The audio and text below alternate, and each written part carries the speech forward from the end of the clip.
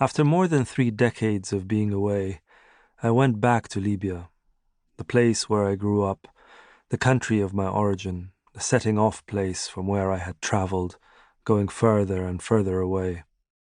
Returning changed how the past and future seemed. I felt compelled to write about it. 3 years later, I completed the book and emerged from that long period of concentrated work, blinking into the light. It was then that I decided to go to Siena. I have for a long time been interested in Sienese art, but now that I was finally going, my mind began to devise ways of delaying my arrival. It was as though the long years of anticipation had created a reticence, and so I complicated how I was to get there. As Siena does not have an airport, I considered flying to Florence and walking the 80 kilometers or so across the Chianti Hills. I convinced myself of this on the grounds that I liked the idea of small steps covering a long distance, and of finally entering the city on foot. But a week before I was due to depart, I had, in an embarrassingly undramatic accident, in fact by simply turning direction, twisted my knee. The pain was tremendous. When I asked the doctor how I could cause such damage by doing so little, he looked at me and said, "It happens." He then told me that I should definitely not undertake any long-distance walks. I regretted booking the flat in Siena. I had found it after only 15 minutes of searching online and had already paid the deposit. My knee had not fully recovered, but I made up my mind nonetheless to fly on the planned date. My wife, Diana, decided to join me for a couple of days. She was, in effect, delivering me there. She seemed to know better than I did my need for this trip. The only tickets we could find were on Swissair. I was born in 1970, and even though we lived in Tripoli, most of the travel my parents did throughout my childhood was on that airline. I still associate it with adventure and reliability.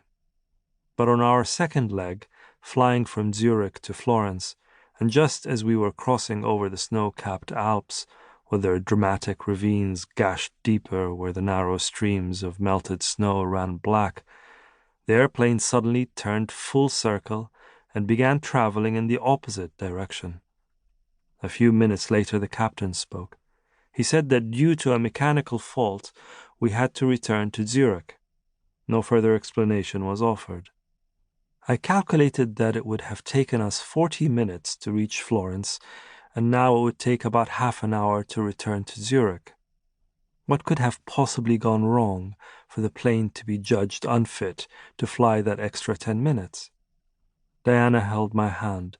I made some joke about how nice it would be to spend a few days in the Alps. She smiled cautiously and remained quiet. The plane was full, and when it suddenly shook a little, some passengers could not help but let out a shallow murmur of panic. I heard a woman cry. Otherwise, everyone remained still and silent. I remember thinking I did not mind dying, that it would have to come at some point, but that I was not quite ready yet, that dying now would be a waste, given how much time I had spent learning how to live. When the plane landed in Zurich, several of the passengers clapped. Diana and I had a tasteless lunch in the airport. The following flight did not get us into Florence till night. We went into town and had a drink and a bite to eat. We managed to make the last bus to Siena. We laughed about the saga, about how it had taken us as long to get from London to Florence as it would take to fly to India. The bus moved in the dark. It began to rain, and the rain turned monstrously beautiful, lashing the windows. In one of the curves, the driver swerved violently and parked by the wayside, where he had spotted another bus that had broken down. The driver of the bus stood by the side of the road, waving a torch toward us. Behind him, men, women, and children clustered under their umbrellas, their suitcases beside them. The drivers exchanged some words, and some of the passengers from the broken-down bus began to climb onto our bus. As there were hardly any free seats left, they filled the aisle. Their clothes smelled musty and sweet from the rain. Several of us gave up our seats to the elderly. Then a loud argument ensued between the drivers. Our bus could not hold any more passengers, and the driver of the other bus should have been more careful.